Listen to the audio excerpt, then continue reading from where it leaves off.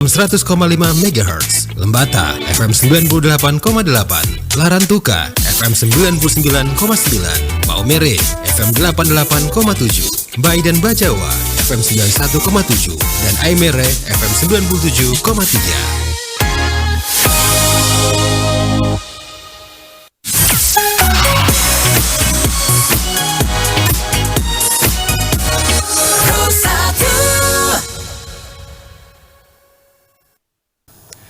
Selamat pagi pendengar Pro 1 RRI ED, terima kasih masih bersama kami di 100,5 MHz AM 783 kHz. Di pagi hari ini pendengar, kita akan update ke ruang dengar Anda informasi terkait dengan Dinas Kesehatan Kabupaten Manggarai gencar cegah penyebaran rabies, yang dimana kita akan mengetahui lebih lanjut ya seperti apa penyakit rabies ini yang melanda di Kabupaten Manggarai, dan juga seperti apa pencegahan maupun langkah-langkah yang dilakukan oleh pemerintah Kabupaten Manggarai. Nah, di pagi hari ini untuk mengetahui lebih lanjut, kita akan update bersama dengan Bapak Kepala Dinas Kesehatan Manggarai, Dr. GG Bartolomeus Hermopan, dan sudah bersambung bersama Pro 1 RRI ND. Selamat pagi Pak Tommy. Selamat pagi Bu Nia. Dengan Ibu Angel Pak Tom. Oh maaf Ibu Angel. Siap, selamat pagi, salam semangat dari ND Karuteng. Ya oke, selamat pagi. Siap. Oke. Iya Pak Tom, sekali di pagi hari ini kita akan hadirkan topik menarik untuk pendengar Pro 1 RRI ND dimanapun berada, bagaimana Dinas Kesehatan Manggarai gencar cegah penyebaran rabies. Yang dimana kita ketahui bersama masalah ini sudah menjadi hal yang perlu diwaspadai oleh masyarakat, baik di Manggarai maupun di Kabupaten ND juga. Nah, untuk ketahui ini ya Pak Tom, bagaimana kondisi terkini kasus rabies yang ada di Kabupaten Manggarai? Baik Ibu Angel, untuk Kabupaten Manggarai sendiri, penderita atau pasien yang mengalami rabies sampai sejauh ini tidak ada untuk tahun ini. Iya. Jadi yang banyak itu adalah gigitan hewan penular rabies. Jadi untuk kasus rabiesnya sendiri tidak ada. Oke. Dan sejauh ini apa yang dilakukan oleh Dinas Kesehatan? Baik, dalam penanganan dan pencegahan rabies, kita tahu ada 3 faktor sebenarnya yang berperan ya. Siap. Yang pertama, masyarakat. Yang kedua, pemerintah daerah. Ya. Yang ketiga, faktor yang menjadi objek kita adalah hewan piaraan. Ya. Iya. Jadi kalau kita di Manggarai, pemerintah itu menyiapkan 2 hal, yaitu melakukan vaksinasi hewan penular rabies, dan yang kedua adalah menyiapkan logistik vaksin anti rabies maupun serum anti rabies bila mana terjadi kasus gigitan. Jadi semua kasus gigitan oleh hewan penular rabies itu harus dianggap mula-mula ya harus dianggap sebagai gigitan anjing rabies atau hewan penular rabies. Gitu. Sampai terbukti, maksudnya setelah beberapa waktu, 14 hari pemantauan, hewan yang menggigit tidak mati, berarti itu bukan kasus rabies. Ya, demikian kira-kira yang kami lakukan. Baik. Iya, selain itu juga nih Pak Tommy, bagaimana peran atau yang dilakukan oleh Dinas Peternakan? Salah satunya cara langkah sederhana yang dilakukan oleh Dinas Peternakan yang dari Kabupaten Manggarai Timur sejauh ini seperti apa yang diketahui oleh Pak Tommy? Di Manggarai Kak Angel ya. Siap. Jadi di Dinas Peternakan juga sekarang ini aktif untuk melakukan vaksinasi. Jadi kunci sebetulnya keberhasilan dari pencegahan rabies itu sendiri bukan pada eliminasi ya, saya sampaikan di sini bukan eliminasi, tetapi vaksinasi hewan penular rabies. Iya. Kenapa? dengan adanya vaksinasi akan menimbulkan herd community atau kekebalan komunitas ya pada populasi anjing. Iya. Sehingga manakala anjing yang ada di wilayah kita itu tergigit oleh anjing penular rabies, maka itu tidak akan berdampak atau hewan tersebut tidak akan terkena rabies. Sehingga di sini diperlukan vaksinasi menyeluruh terhadap hewan peliharaan. Jadi apa yang dilakukan oleh Dinas Peternakan ini ada dua hal, mereka melakukan vaksinasi dan juga memeriksa sampel kepala otak anjing yang melakukan atau yang menggigit masyarakat di wilayah Manggarai. Ya, demikian yang dapat kami sampaikan. Siap, baik. Nah, pemerintah Provinsi NTT juga nih Pak Tommy lagi gencarnya melakukan lockdown hewan yang diterapkan. Nah, bagaimana efektivitas dari sisi kesehatan masyarakat? Seperti apa yang diketahui oleh Pak Tommy? Ya, lockdown hewan itu menurut saya hanya efektif jika memang hewan itu sudah biasa diikat ya atau dikandangkan. Tapi kalau anjing atau hewan peliharaan seperti yang ada di Flores ini atau di NTT pada umumnya, maka upaya lockdown itu akan tidak terlalu efektif atau tidak terlalu berdampak. Kenapa? Anjingnya banyak yang lari ke hutan, yang menjadi atau di kebun. Nah, perilaku anjing kalau dia diikat dan sebelumnya dia tidak biasa, saya kira itu akan memberontak dan akan membuat dia agresif. Iya. Nah, itulah yang saya sampaikan bahwa yang paling utama sebenarnya adalah vaksinasi pada usia hewan peliharaan yang masih kecil.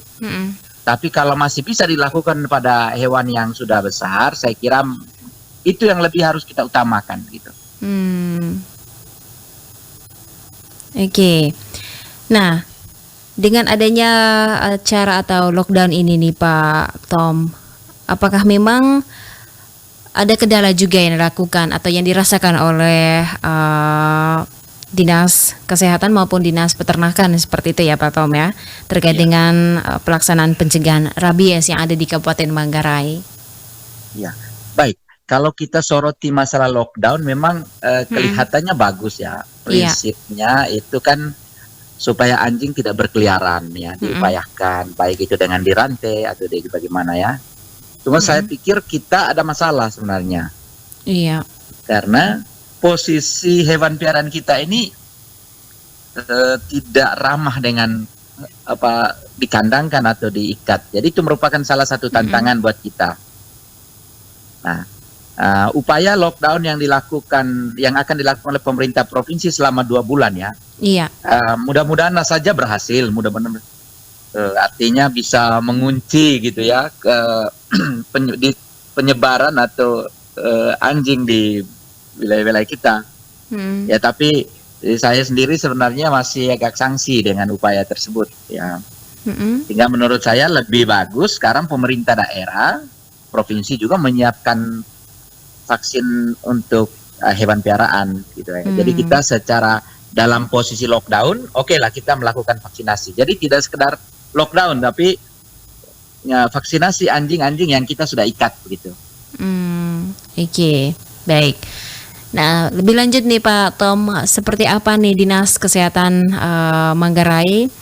Apakah memang cukup memadai dalam penanganan penyebaran rabies selama ini dilakukan di sana? Iya.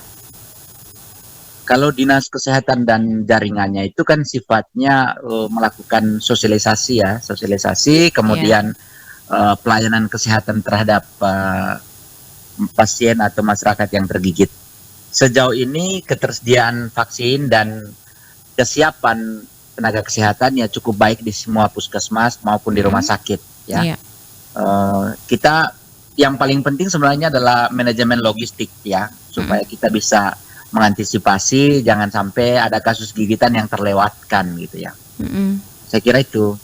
Oke, berarti vaksin juga mencukupi begitu ya Pak Tom ya? Ya kan pada prinsipnya sebenarnya adalah setiap gigitan itu harus dicurigai sebagai rabies. Iya. Karena itu memang vaksin harus tersedia dalam jumlah yang cukup gitu. Oke. Nah, bagaimana nih dukungan ataupun bentuk kerjasama apa yang dibutuhkan Dinas Kesehatan dari lintas sektor maupun masyarakat agar pencegahan rabies ini bisa berjalan dengan baik atau optimal seperti itu, Pak? Ya, saya kira yang paling penting itu adalah metode pemeliharaan anjingnya. Artinya anjing itu tidak dibiarkan liar, ya dikasih makan gitu ya, terus divaksin gitu. Karena masyarakat kita ini kan sangat dekat dengan binatang ini karena sebagai teman di rumah, teman berburu, teman di mana. Jadi sulit rasanya untuk menginformasikan atau menginstruksikan kepada masyarakat NTT atau Flores secara umum, khususnya masyarakat Manggarai untuk tidak memelihara anjing. Ini rasa-rasanya agak susah ya. Jadi upaya kita sebetulnya yang perlu digalakan itu vaksinasi, dan itu harus melibatkan semua stakeholder, baik dari desa, kecamatan, gereja, untuk ini disampaikan ya, sampaikan kepada masyarakat, kemudian dicarikan upaya. Baik. Nah, pesanan penting ini Pak Tom atau Pak Dokter dari Dinas Kesehatan Kabupaten Manggarai agar waspada penyakit ini ataupun bersama-sama mencegah penyebaran rabies ini seperti apa? Ya, baik, untuk mencegah penyakit rabies yang pertama sekali itu jangan mengganggu hewan ya, anjing, kucing, karena bisa bersifat agresif ya. Yang kedua, kalau terjadi gigitan segera melakukan pencucian di bawah air mengalir selama kurang lebih 15 menit dengan cara mengusap ya, membersihkan luka goresan atau luka gigitan pelan-pelan ya, tidak harus dengan sikat gitu ya.